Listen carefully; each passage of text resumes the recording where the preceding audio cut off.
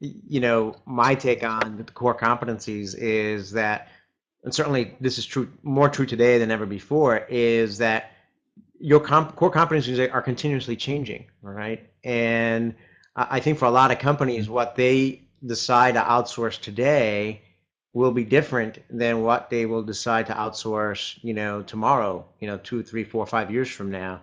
And it's a continuously dynamic process. So they might be things that they're outsourcing today that they want to, for whatever reason, they may want to bring back in house sometime down the road. But at the same time, things that they may be passionate about doing in-house today, they may decide to outsource down the road. So I think that it's an ongoing, where it used to be a one-way street a lot of the times. Now I think it's a more dynamic, fluid type of decision. And I think that puts the onus on the service providers, on the 3PLs, to also be in a position to be able to respond and be able to serve their clients in a variety of different ways, right? So you may be doing, Mike, you may be providing services 5 years from now that you're not even thinking of doing today because your customers might take you there because they're saying, Mike, we want to bring this back in house, but here's an area that we need some help in, and you've got the technology, the people, the assets, so on and so forth, that can help us, and we want to outsource this now to you. So that's kind of my take on it. Your thoughts on that?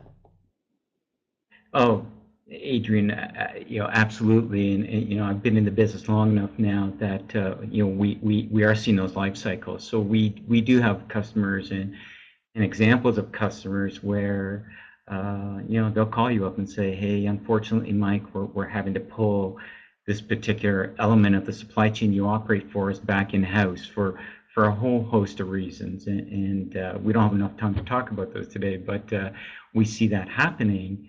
And 3 or 4 months later, they'll call me back up and say, hey, Mike, I know we took that last piece back, but here's what we're going to outsource next. And, we think that your company can do a great job at it.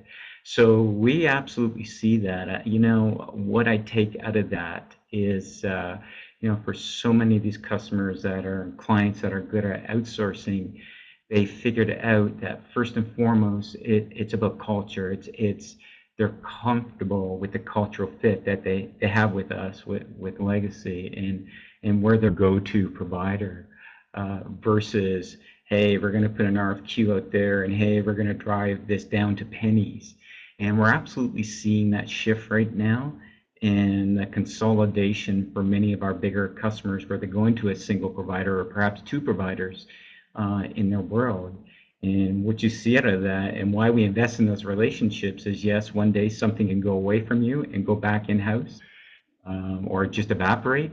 And again, a quarter later, you can get that call that says, "Hey, this new opportunity is coming at you, Mike." So it's spot on comment, Adrian.